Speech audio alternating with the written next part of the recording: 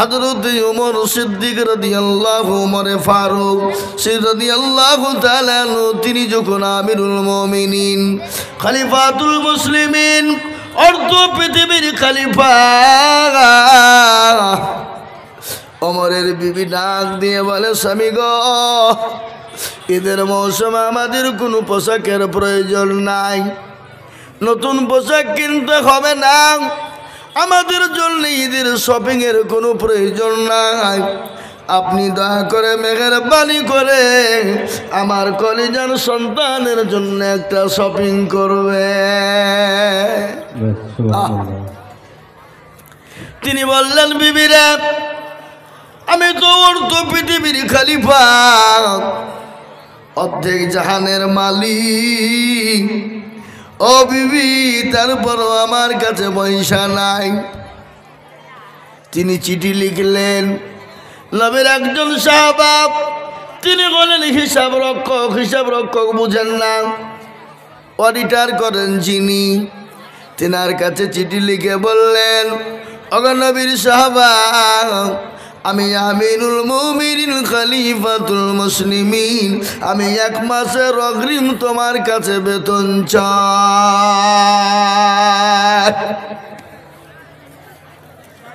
আমাকে অগ্রিম 1 মাসের বেতন দেওয়া হবে। নবীর সাহাবা আবু উবাইদা ইবনে জাররাহ, তিনি তার চোখ দিয়ে ঝরঝর করে পানি ঝরে গেল। বলে, আরে, এই তো আমিরুল মুমিনিন খলিফাতুল মুসলিমিন, তিনি তো অর্ধ পৃথিবীর খলিফা। চিঠিখানা তিনি দেখলেন, দেখার পরে উত্তরে লিখে বলেন, আমিরুল মুমিনিন, আপনি 1 মাসের অগ্রিম বেতন নেবেন, কিন্তু ওই আপনি 1 মাস, আগামী 1 মাস আপনি বেঁচে থাকবেন, এ গ্যারেন্টি আপনাকে লিখে দিতে হবে। আপনি যে আগামীতে 1 মাস বেঁচে থাকবেন, এই গ্যারেন্টি আপনার আছে, আপনি লিখে দেন। ওগো আমিরুল মুমিনিন, আপনি অগ্রিম 1 মাসের বেতন নেবেন, কিন্তু আপনাকে জনগণ আপনাকে 1 মাসের মধ্যে আপনাকে আমিরুল মুমিনিন খলিফা হিসাবে রাখবে নাকি, এ গ্যারেন্টি আছে। হযরত আমিরুল মুমিনিনের কাছে চিঠি চলে এলো, চোখের পানি ছেড়ে দিয়ে বলে, আমি একজন সত্যকারী আমানতদার পেয়েছি, আমানতদার শিক্ষক পেয়েছি, হিসাব রক্ষক পেয়েছি, আমার চোখ খুলে গেল, আমি 1 মাস আগামী বাঁচবো কিনা গ্যারেন্টি নাই, আমাকে খলিফা হিসাবে নিযুক্ত রাখবে কিনা গ্যারেন্টি নাই, আমি 1 মাসের অগ্রিম বেতন আমি কোন সাহসে চাই। ঈমান কাকে বলে? ঈমান কাকে বলে? ঈমানের ভোল্টেজ কত? তিনি তো নবীর সাহাবা, তিনি তো আমিরুল মুমিনিন, তিনি তো খলিফা, তিনি অর্ধ পৃথিবীর খলিফা, অর্ধ জাহানের মালিক তিনি, কিন্তু সন্তানের জন্য নতুন পোশাক করবে, শপিং করবে, পয়সা নাই, টাকা নাই। চিঠিখানা লিখে দিলেন, চিঠির উত্তর চলে এলো।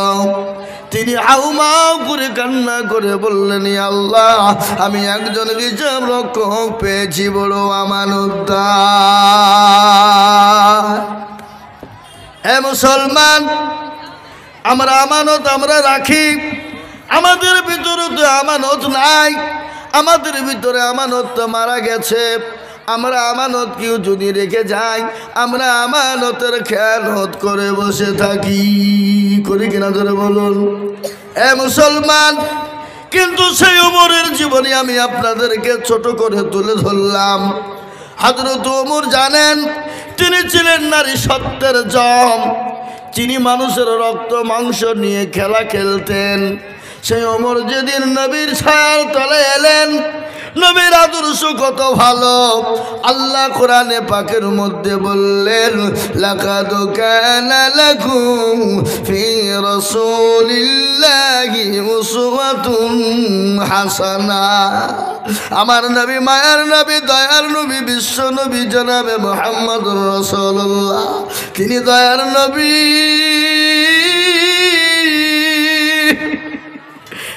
মুসলমান ভালো করে শুনবেন, তিনি তো মায়ার নবী, দয়ার নবী। আল্লাহ তাকে এত চরিত্রবান করে তৈরি করেছিল। আল্লাহ বললেন আমি পৃথিবীর জমিনে এত সুন্দরবান করে বানাইলাম, এরকম সুন্দর আর কাউকে বানাই নাই এবং কিয়ামত পর্যন্ত কোনোদিন বানাবো না। সুবহানাল্লাহ। আল্লাহর নবী মায়া নবী গো, আপনি নবী আমার জীবনের জীবন। আল্লাহর নবী মায়া নবী গো, আপনি নবী আমার জীবনের জীবন।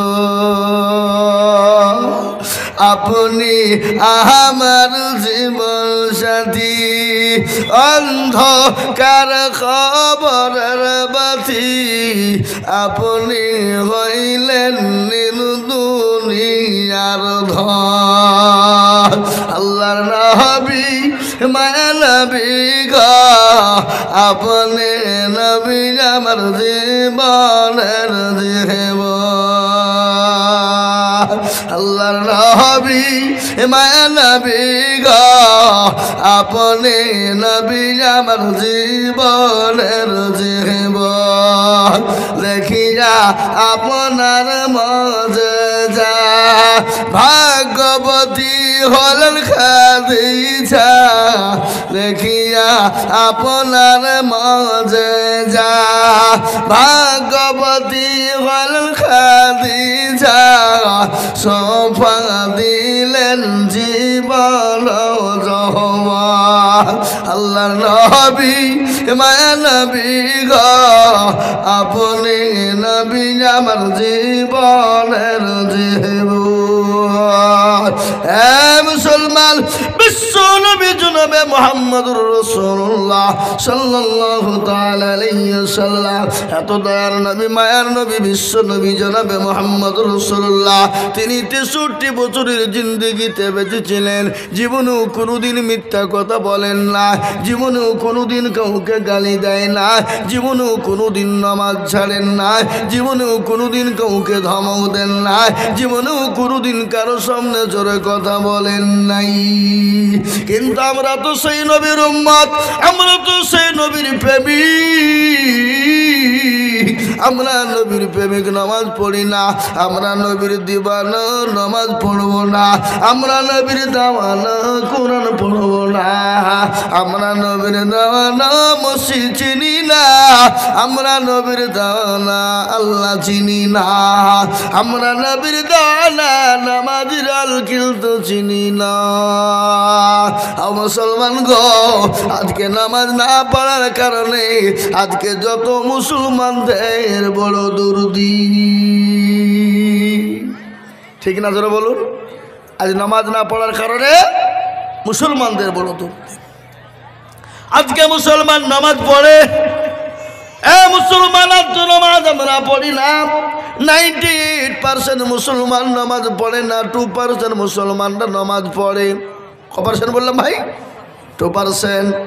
2%-এর ভিতরে চাচা মুরব্বী 20 বছর ধরে নামাজ পড়ে, দাড়ি পেকে গেছে, চুল পেকে গেল, চোখ গেলা নরম হয়ে গেল, হাতটা দুর্বল হয়ে গেল, কিডনি কাজ করে না, 20 বছর ধরে নামাজ পড়ে।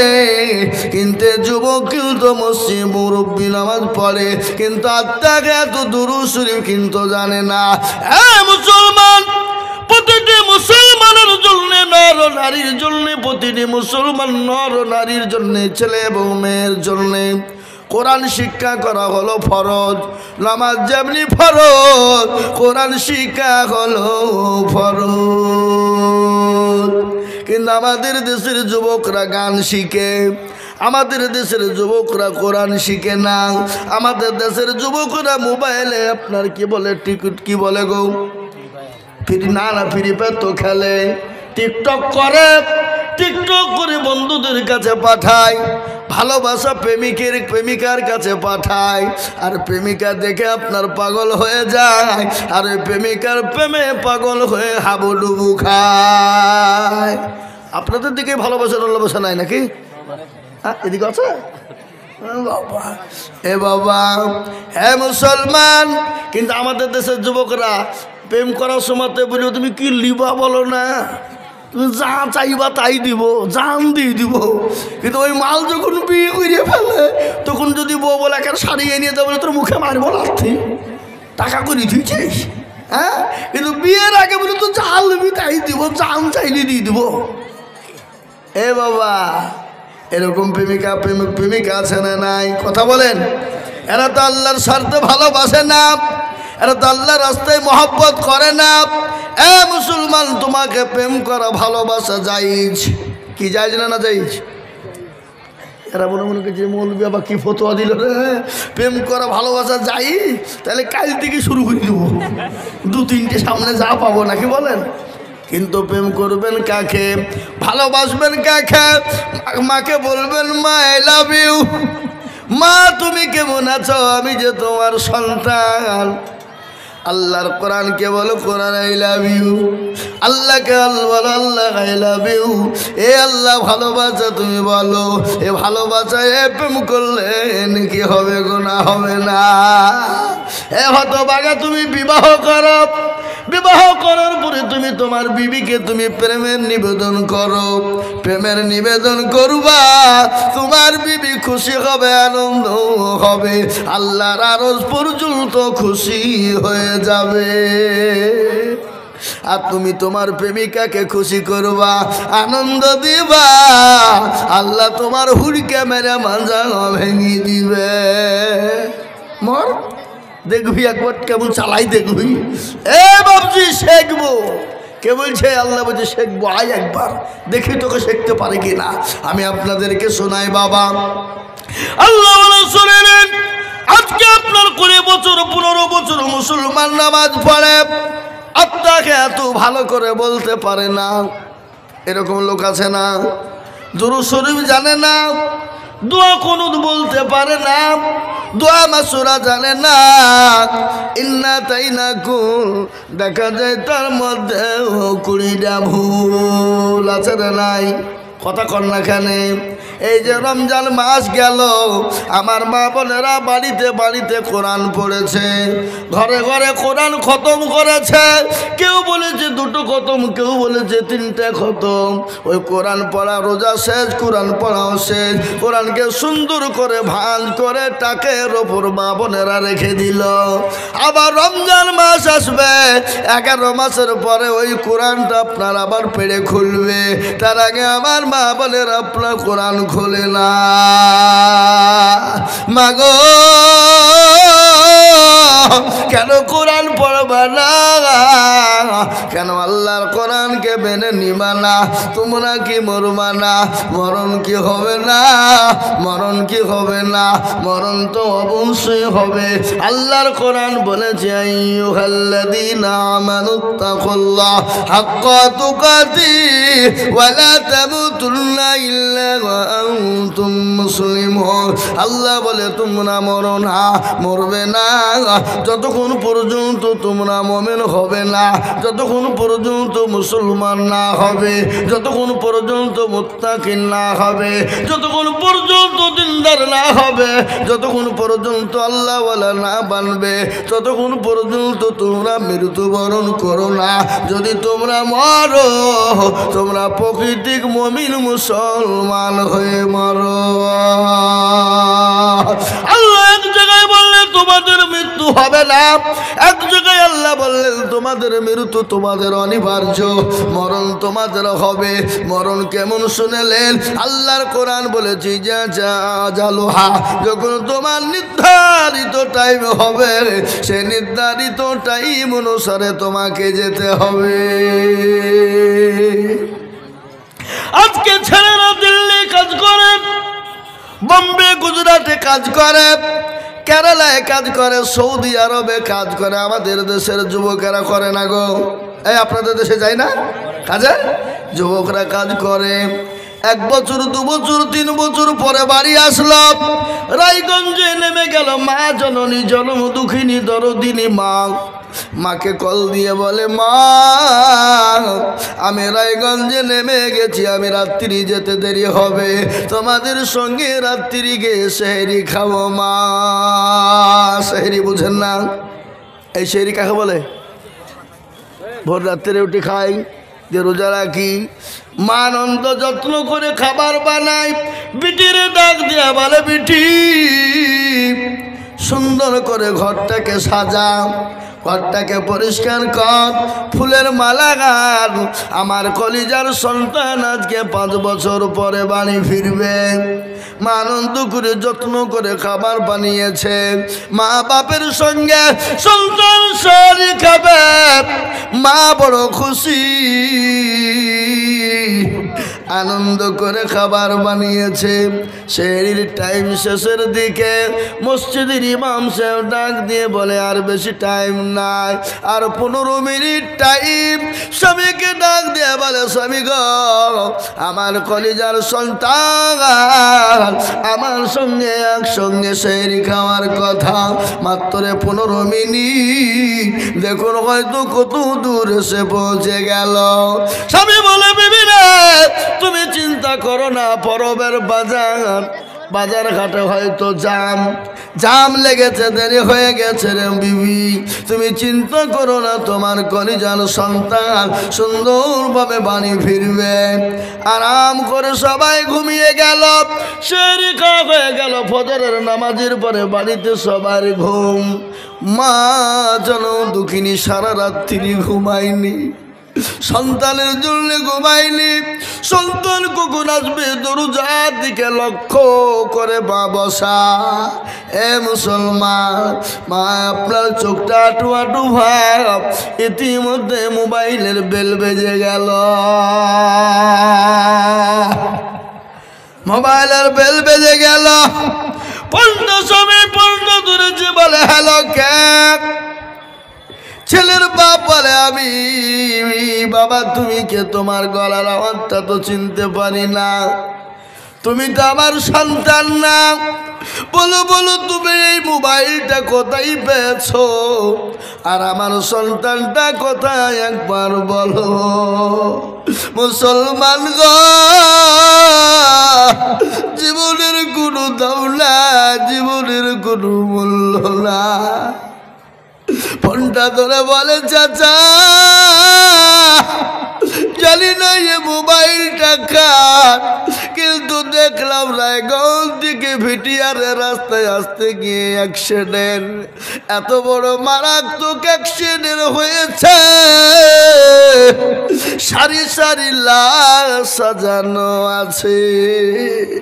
ওই লাশের পাশেই মোবাইল ছিল, ওই মোবাইলটা নিয়ে আমি কল দিয়েছি। জানি না চাচা আপনার সন্তানের ভিতরে আছে কিনা। সন্তান বাপ মোবাইল ফেলে দিয়ে গাউ মাউ করে কাঁদতে শুরু করে দিল। বলে, হারে সন্তান, মনে হয় আর দুনিয়ার জমিনে বেঁচে নাই। বাপ ছুটতে ছুটতে চলে গেল ভিটিয়ারের লাইনে 34 নম্বর জাতীয় সড়কের ওপরে। এমন মারাত্মক অ্যাক্সিডেন্ট হয়ে গেল, মারাত্মক অ্যাক্সিডেন্ট। লাশ সারি সারি সাজানো, কাপড় দিয়ে মুখকে ঢাকানো রয়েছে। কাপড়কে তুলে তুলে তুলে দেখা হলো সন্তান না। শেষ পর্যায়ে কাপড় তুলে দেখছে কলিজার সন্তান বেঁচে না। এরকম ঘটনা ঘটে কি নাই জোরে বলো। এ মুসলমান গো, এই পরবের সময় চলে গেল, ঈদের টাইম চলে গেল। কত যুবক মারা গেল, কত তরুণ মারা গেল। একটা বাপের 3টে সন্তান বা ঢাকায় কাজ করতে গিয়েছিল, কর্ম করার জন্য গিয়েছিল। ও বাবা, ঈদের 4 দিন আগে বাড়ি ফিরেছে। বাড়ি ফিরে বাজার করে শপিং করে নানা নানির বাড়ি, বাবা মামির বাড়ি পৌঁছে দিয়ে বাড়ির পথে ফেরার পথে লরির সঙ্গে ট্রাকের মায়ের সঙ্গে অ্যাক্সিডেন্ট হয়ে গেল। 3 ভাই গত শনিবারে দুনিয়া থেকে বিদায় হয়ে গেল। মরণ থেকে যেতেই পালা, মরণ তোমায় নিবে ঘিরি, যেথাই তুমি নাগা উঁচু পানে সিঁড়ি। তুমি যতই পালাও মরণ থেকে তোমাকে বাঁচানো যাবে না। আজকে তোমার এত দাম অত দাম, আজকে তোমার গাড়ি বাড়ি পয়সা ধরো সম্পদ কত কি আছো বন্ধু, কিন্তু মৃত্যু যখন দিবে তোমার এই জীবনের কোনো মূল্য থাকবে না। থাকবে গো, কথা বলে না। আপনাদের উত্তর দিনাজপুরের লোক মরে না নাকি? মরে?